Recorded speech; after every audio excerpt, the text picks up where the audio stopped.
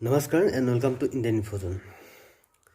दोस्तों, आज हम बात करने वाले हैं ई श्रम कार्ड के बारे में।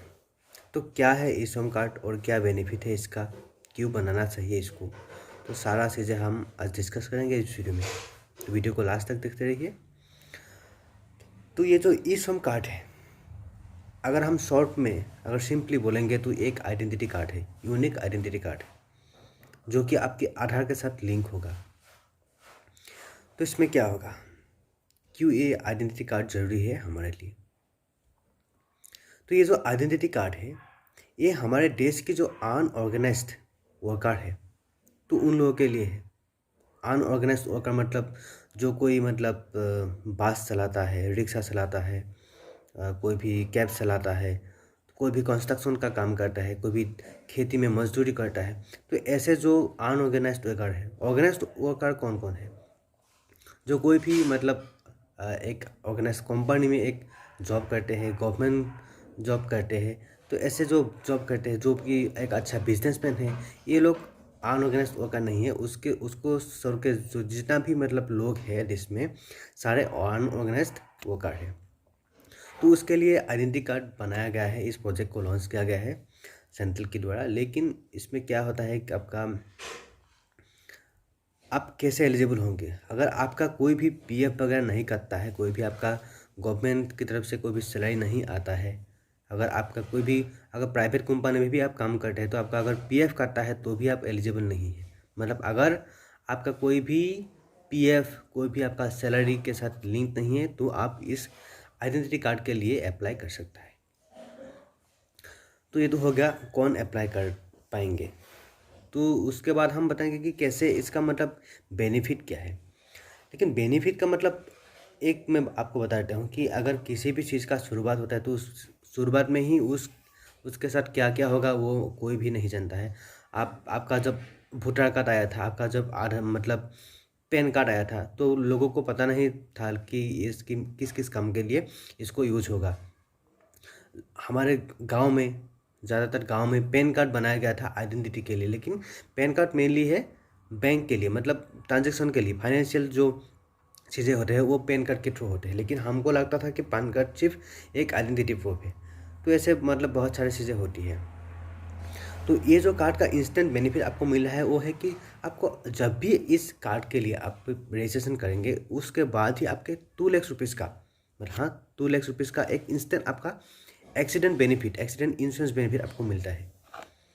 आप जब भी इसके लिए रजिस्ट्रेशन करेंगे, रजिस्ट्रेशन आपका पूरा होने के बाद ही आपके अगेंस्ट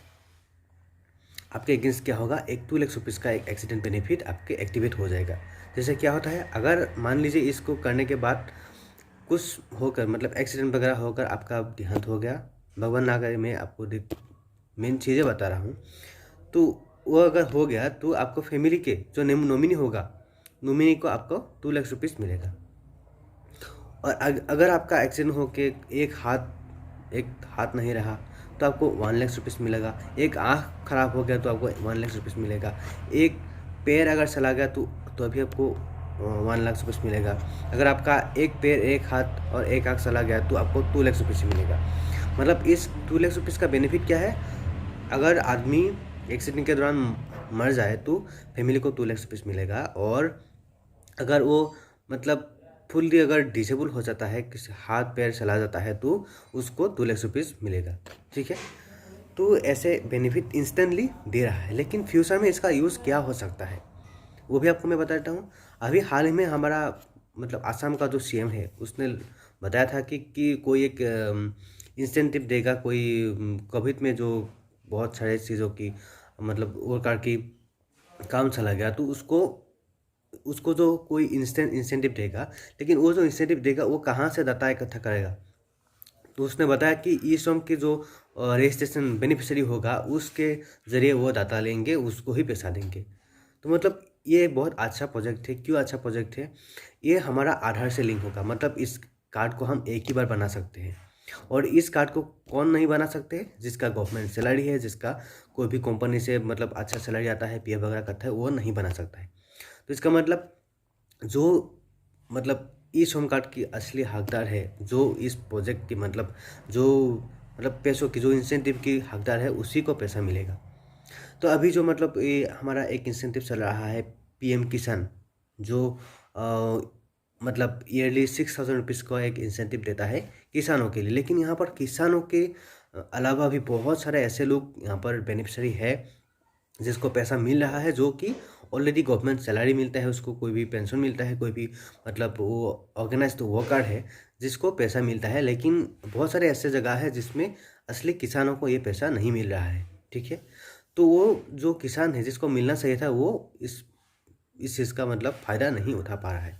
तो लेकिन इसको अगर ई श्रम कार्ड के ज़रिए जोड़ दिया जाएगा तो वो जो सैलरी मतलब सैलरी पर्सन है, वो जो गवर्नमेंट जॉब करता है, कोई भी मतलब जॉब वगैरह करता है, जो भी बिजनेस करता है, उन लोगों को ये पैसा नहीं मिलेगा। मतलब एक अच्छा बात होगी कि अगर किसान पीएम किसान के साथ इस ई श्रम कार्ड का अगर लिंक कर दिया जाएगा तो असली जो अनऑर्गेनाइज्ड वर्कर है, जो किसान है, उसी को इस पैसा को पैसा मिलेगा। तो ई श्रम समिट मतलब ई श्रम कार्ड के जो रजिस्ट्रेशन है उसके दौरान आपको प्रोफेशन मतलब प्राइमरी ऑक्यूपेशन क्या है वो पूछता है। तो उसमें आपको driver, agriculture, tea plantation worker, मतलब कोई भी सेल्समैन, ऐसे कुछ बहुत सारे कैटेगरी है, बहुत सारा मतलब हज़ारों में कैटेगरी है। तो उसको आपको चूज़ करना पड़ता है। तो अगर मान लीजिए गवर्नमेंट ने कुछ तैयार किया कि हम लोग ड्राइवर के लिए कुछ तो मतलब इंसेंटिव देंगे। अभी जो फिलहाल चल रहा है रजिस्ट्रेशन ड्राइवर को कोविड रिलीफ का जो मतलब चल रहा है, तो अभी वो रजिस्ट्रेशन खुद से करना पड़ रहा है। लेकिन ई श्रम कार्ड के ज़रिए अगर आप मतलब ड्राइवर करके आप रजिस्ट्रेशन करते रहेंगे तो क्या होगा, तो अगर गवर्नमेंट को कुछ देना है ड्राइवर के लिए तो वो ई श्रम के ज़रिए कौन कौन से ड्राइवर है तो वो एक लिस्ट मतलब आसानी से ले सकता है, ठीक है। तो मान लीजिए कि मतलब वहाँ से गवर्नमेंट ने कोई स्कीम निकाला कि हम जो रिक्शा चलाते हैं लोग उसको कोई मतलब इंसेंटिव देंगे, कोई भी हम पेमेंट देंगे, तो उसका डाटा भी वो ले सकता है। तो मैं खुद से अगर बोलूँगा कि मैं रिक्शा चलाता हूँ, मैं 10 ईयर से चलाता हूँ, तो ऐसे बोलने से नहीं होगा, क्योंकि मुझे वो ई श्रम कार्ड की ज़रूरत होगी। अगर मेरा कोई सैलरी आता है तो वो मैं ई श्रम कार्ड मुझे नहीं मिलेगा, और मैं अगर मैं झूठ बोल रहा हूँ कि मैं रिक्शा चलाता हूँ तो वो काम नहीं करेगा, ठीक है। तो ऐसे बहुत सारे बेनिफिट है। तो जो लोग अभी तक ई श्रम कार्ड के रजिस्ट्रेशन नहीं किए हैं तो कर लीजिए, बिल्कुल फ्री है।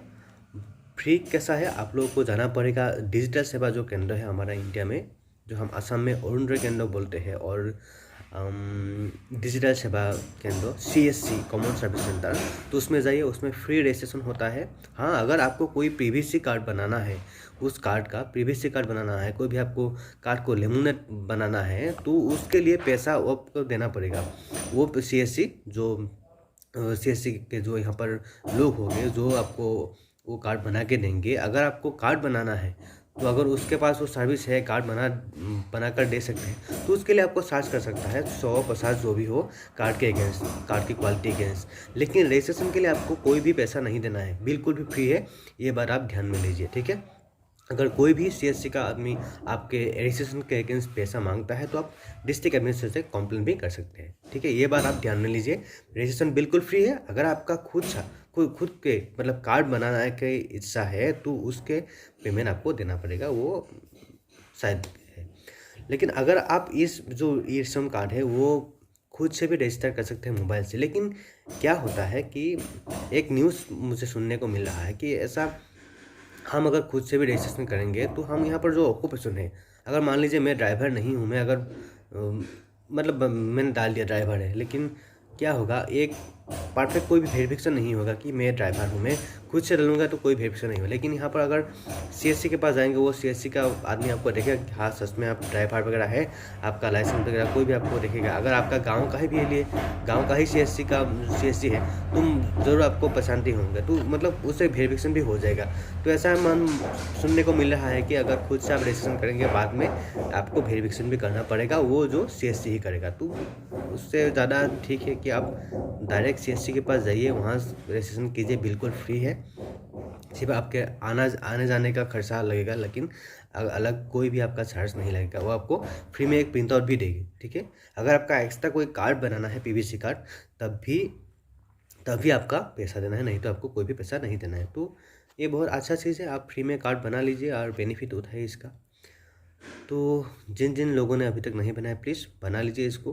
गवर्नमेंट बहुत अच्छा एक इंसेंटिव ले रहा है, तो उसको सपोर्ट कीजिए आप लोग, ठीक है। इसी तरीके से अगर हम डिजिटलाइज होंगे इस चीज़ को, ये जो डिजिटलाइज चीज़ है इस चीज़ को हम अपनाएंगे तभी हमारा देश मतलब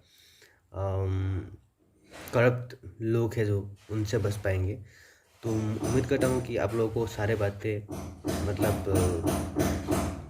समझ में आ गया। अगर वीडियो पसंद आए तो वीडियो को लाइक ज़रूर कीजिएगा। और आप लोग के जो साथ काम करने वाले जो लोग हैं, अगर आप एक मतलब कोई भी आपका अगर कोई जान पहचान का लोग जिसको एक कार्ड का मतलब बना सकते हैं तो उसको उसके साथ शेयर कीजिए, उन लोगों को भी ये बातें बताइए, तो वो भी इस चीज़ों को लाइव उठा पाएंगे। तो आज के लिए यही था। अगर चैनल में नया है तो प्लीज़ हो सके तो चैनल को सब्सक्राइब किया जाएगा।